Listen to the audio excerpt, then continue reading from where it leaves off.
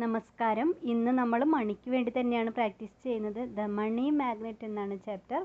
അപ്പോൾ നമ്മൾ അതിന് വേണ്ടി എന്താണ് ചെയ്യേണ്ടതെന്ന് വെച്ചാൽ, നമ്മൾക്ക് ബില്ലുകളൊക്കെ വരില്ലേ, കറണ്ട് ബില്ല്, വെള്ളത്തിൻ്റെ ബില്ല്, അങ്ങനെ എന്തെങ്കിലും ലോൺ അടയ്ക്കാനുണ്ടെങ്കിൽ അത്, അങ്ങനെയൊക്കെയുള്ള ബില്ലുകൾ വരുമ്പോൾ നമ്മൾ ടെൻസ്ഡ് ആവാതെ വിഷമിക്കാതെ താങ്ക് യു എന്ന് നമ്മൾ പറയാനായിട്ട് ശീലിക്കാം.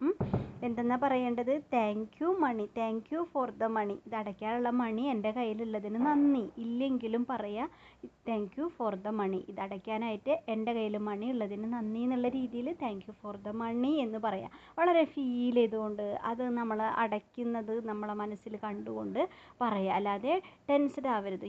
ഇത്രയ്ക്കും കറണ്ട് എല്ലാവരും കൂടി ഉപയോഗിച്ചതുകൊണ്ടാണ് ഇങ്ങനെ എനിക്ക് ബില്ല് വന്നത്, അങ്ങനെയൊന്നും പറയാനായിട്ട് പാടില്ല.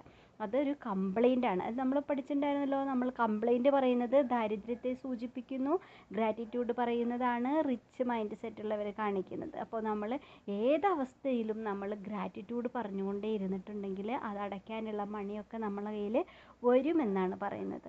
അതേപോലെ മണി അടച്ചു കഴിഞ്ഞിട്ടുണ്ടെങ്കിൽ, നമ്മൾ ഏതെങ്കിലും ബില്ല് അടച്ചു കഴിഞ്ഞിട്ടുണ്ടെങ്കിൽ അങ്ങനെയുള്ളൊരു 10 ബില്ല് സംഘടിപ്പിച്ചിട്ട് അതിലെഴുതാം താങ്ക് യു പെയ്ഡ്, നന്ദി, അത് അടച്ചതിന് നന്ദി എന്നുള്ള രീതിയിൽ അതിൻ്റെ ആ ബില്ലുമേൽ നമ്മൾ എന്തെഴുതുക? താങ്ക് യു പെയ്ഡ് എന്ന് പറയാം.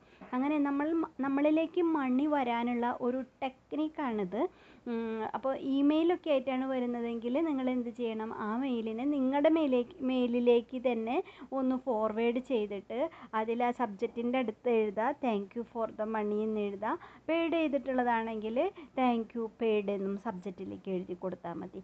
ഇങ്ങനെ നിങ്ങൾ ഈ ടെക്നിക്ക് പ്രാക്ടീസ് ചെയ്യുമ്പോൾ നിങ്ങളിൽ അത്ഭുതകരമായ മാറ്റം വരും. നിങ്ങൾക്ക് പൈസയുടെ ഒരു കുറവുണ്ടാവില്ല എന്നാണ് പറയുന്നത്. അപ്പോൾ എല്ലാവരും ഈ ഒരു പ്രാക്ടീസ് ചെയ്യുക. നമ്മൾ പൈസ ഇല്ല എന്നുള്ള കംപ്ലൈൻറ്റ് മാറ്റാൻ വേണ്ടിയിട്ടുള്ളതാണിത്. ഇപ്പോൾ കുട്ടികളിപ്പം ലൈറ്റൊക്കെ ഫാനൊക്കെ ഓഫാക്കാതെ വരുമ്പോഴൊക്കെ നമ്മൾ കംപ്ലൈൻറ്റ് പറഞ്ഞുകൊണ്ടിരിക്കില്ലേ, നിങ്ങൾക്ക് ഒരു ശ്രദ്ധയില്ല, ഇങ്ങനെ കൂടുതൽ കറക്കുന്നത് കൊണ്ടാണ് നമുക്ക് ബില്ല് കൂടുതൽ വരുന്നത് എന്ന് പറയുന്ന കംപ്ലൈൻറ്റുകൾ ഒഴിവാക്കിയിട്ട് കുട്ടികളോട് പറയാം അനാവശ്യമായി ഇലക്ട്രിസിറ്റി ഉപയോഗിക്കരുത്. ആവശ്യത്തിന് മാത്രം ഇലക്ട്രിസിറ്റി ഉപയോഗിക്കുക. ഇത് നമ്മളിലേക്ക് വരുന്നത് ഒരുപാട് ആളുകളുടെ കഷ്ടപ്പാടുകളൊക്കെ കാരണം. അപ്പോൾ നമ്മൾ അതിനൊരു മൂല്യം കൊടുക്കണമല്ലോ. അപ്പോൾ നമ്മൾ ആവശ്യത്തിന് വേണ്ടിയിട്ട് ഉപയോഗിക്കുക, ഇലക്ട്രിസിറ്റീനെ സേവ് ചെയ്യുക, അങ്ങനെ പറഞ്ഞു കൊടുക്കുക. അല്ലാതെ അവിടെ കംപ്ലൈൻറ്റ് നിങ്ങളിങ്ങനെ ഉപയോഗിക്കുന്നത് കൊണ്ടാണ് ബില്ല് കൂടുതൽ വരുന്നത് എന്നുള്ളൊരു കംപ്ലൈൻറ്റ് പറയാതെ അത് എന്തുകൊണ്ടാണ് ഇത് ഓഫാക്കേണ്ടത്, അതായത് എല്ലാ എനർജിയും തന്നെ നമ്മൾ എന്ത് ചെയ്യണം? സേവ് ചെയ്യാണ് വേണ്ടത്. വെള്ളത്തിനെയാണെങ്കിലും നമ്മൾ എന്ത് ചെയ്യണം? സേവ് ചെയ്ത് ഉപയോഗിക്കണം. അല്ലാതെ ബില്ല് കൂടുതൽ വരും എന്നുള്ളത് കൊണ്ട് നിങ്ങളത് ഉപയോഗിക്കേണ്ട എന്നല്ല പറയുന്നത്. നിങ്ങൾ ആവശ്യത്തിന് അത് ഉപയോഗിക്കുക, അനാവശ്യമായിട്ട് അതിനെ ചിലവാക്കി കളയരുത്. കാരണം വെള്ളം അമൂല്യമാണ്, ഇലക്ട്രിസിറ്റി അമൂല്യമാണ്, എല്ലാ ഭക്ഷണ സാധനങ്ങളായാലും വളരെ മൂല്യമുള്ളത് തന്നെയാണ്, അല്ലേ?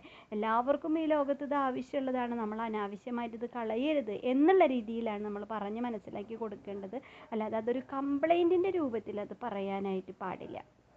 നിങ്ങളിങ്ങനെ ഭക്ഷണമൊക്കെ കളയുമ്പോൾ എത്ര പൈസയാണ് ചിലവാകുന്നത്, അതുകൊണ്ടാണ് ഇത്രയ്ക്കധികം ഗ്രോസറി ബില്ല് വരുന്നത്, അങ്ങനെയൊന്നും പറയാതെ നല്ല രീതിയിൽ കാര്യം പറഞ്ഞ് മനസ്സിലാക്കുകയാണ് വേണ്ടത്. നമ്മളിപ്പോൾ ഒരു ഗ്രോസറിയുടെ ബില്ല് അടയ്ക്കുന്ന സമയത്ത് അപ്പോഴും നമ്മൾ താങ്ക് യു പറയാം, താങ്ക് യു പെയ്ഡ് അങ്ങനെ പറയാം. നമ്മൾ ആർക്കൊരു പൈസ കൊടുക്കുകയാണെങ്കിൽ നമ്മൾ അപ്പോഴും താങ്ക് യു പറയാം. അങ്ങനെ എപ്പോഴും നമ്മൾ പൈസ നമ്മളിൽ നിന്ന് ചിലവാകുന്ന സമയത്തും ഈ എനർജി, ഈ പൈസ എൻ്റെ കയ്യിലുള്ളത് കൊണ്ടാണല്ലോ എനിക്കിതൊക്കെ ചെയ്യാനായിട്ട് സാധിക്കുന്നത്, ഇതൊക്കെ വാങ്ങാനായിട്ട് സാധിക്കുന്നത്, ആർക്കെങ്കിലും കൊടുക്കാനായിട്ട് സാധിക്കുന്നത്. അങ്ങനെ എപ്പോഴും താങ്ക് യു പറഞ്ഞുകൊണ്ടേയിരിക്കുക. മണീനെ കുറിച്ച് ഒരു കംപ്ലൈൻറ്റും പറയാനേ പാടില്ല. ഇല്ല എന്നുള്ളൊരു വാക്കും പറയാൻ പാടില്ല എന്ന് കഴിഞ്ഞ ഒരു ദിവസം നമ്മൾ പ്രാക്ടീസ് ചെയ്തിട്ടുണ്ടായിരുന്നു. അപ്പോൾ ഇങ്ങനെ ചെയ്തിട്ടുണ്ടെങ്കിൽ നിങ്ങൾക്ക് എപ്പോഴും പ്രോസ്പെരിറ്റി ഉണ്ടായിരിക്കും. Thank you so much.